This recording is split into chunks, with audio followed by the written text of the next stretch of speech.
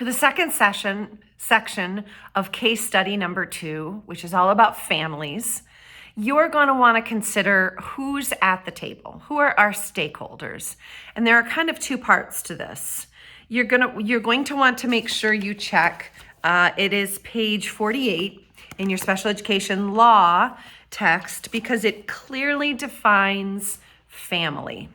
So there's 2 ways to look at who has a seat at the table when we're talking about family. One, page 48 in our law text specifically talks about legally who the family member is that has to be at the IEP. And that really comes down to legal guardianship and legal parentship, right?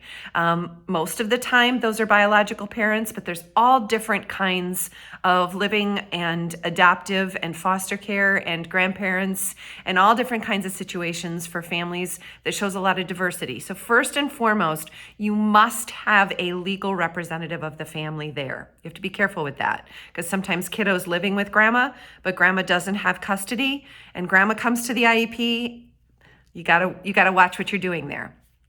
And the text does a great job of explaining that.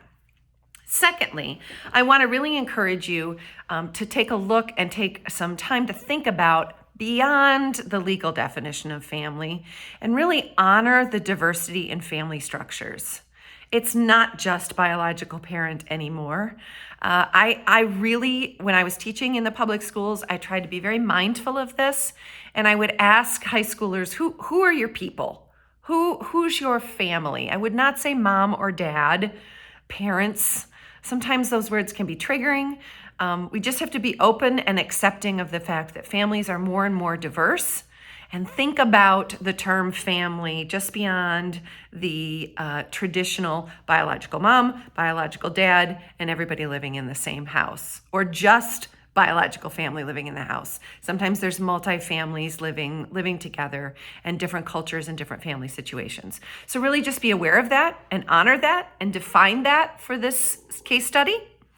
Also being aware of some of the legal ins and outs. Also, you need to think about the models for this. It's pretty obvious. We could probably dump the charity model right away. And it's pretty obvious that we're working between the medical and social model. And I'd really like you to get into why it's obvious that it's one model and why you know that it's not the other model. I'm going to give you hints and have you do a little bit more yourself there.